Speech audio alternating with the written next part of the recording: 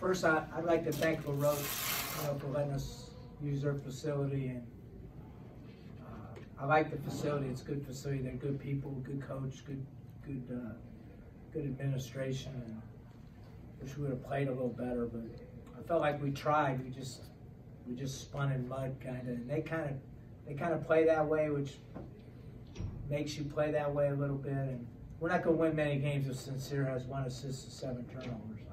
That's an aberration, though. That's not going to happen very often. Does it make you feel any better when you win a game like that in that kind of fashion? Well, I would have jumped off the Fort Pitt Bridge if we didn't win. I mean, I feel like we have a good team, but I also know that you have to win when you don't play very well. I felt like we played pretty good defensively the first half and just spun our wheels, and then Mike's got to quit fouling. Get 2 fouls, so that changes our whole rotation, our dynamics, how we get out of the box, everything. So that has to change. And then, I told Bailey after the game, I said, I'm the only coach in the world that's ever let you shoot it. Now, damn it, you better make some of those. Because he had a lot of good looks that he should make. Really. So I think if he makes, we win by 20. But he didn't. Is there any strategy or tips or anything you give to Mike? I mean, he obviously knows how to defend. Is it just a come on, be smarter kind of deal? Just use your brain. He's played a lot of good. He's been in a lot of big games now. You got to just stay away from the silly ones, and then he's got to keep his mouth shut. He can't. He's so emotional that he just gets himself in trouble. But he's a good player now.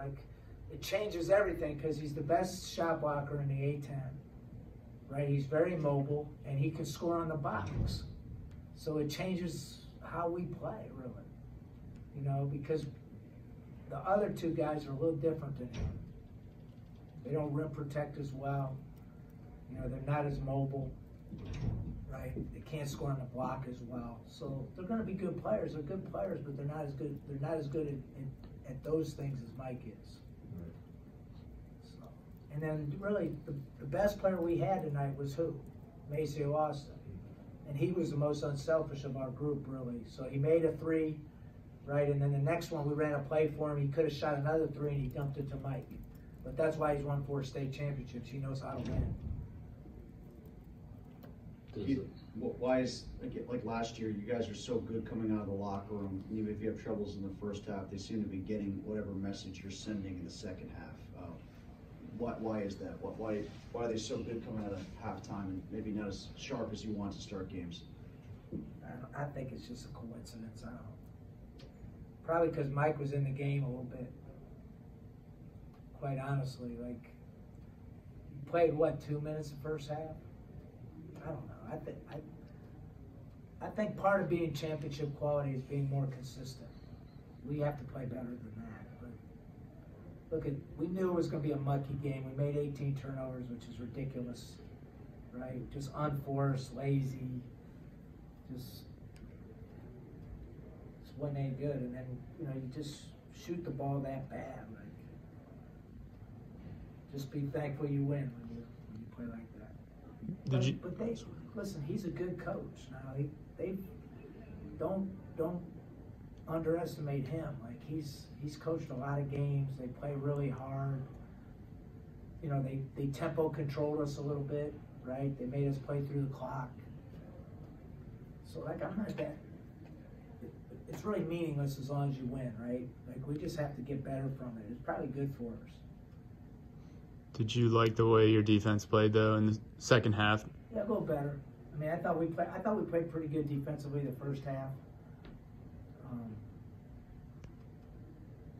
We did a little bit better job of keeping them off the glass. The first game we gave up a lot of offensive rebounds, and that's been kind of our Achilles heel since I've been here, really. We've been a very poor defensive rebounding team. We did a little bit better job there. We did a better job of getting on the offensive glass in the second half. We just got to quit making bonehead plays. We have a fairly experienced team. We just have to play a little better. Does 400, or what does, I guess, 450 career wins mean to you, if anything? It It means I coached a long time. Not really. I mean, I didn't know they gave you one for $450. I thought it was $500. But I guess Dave likes me or something.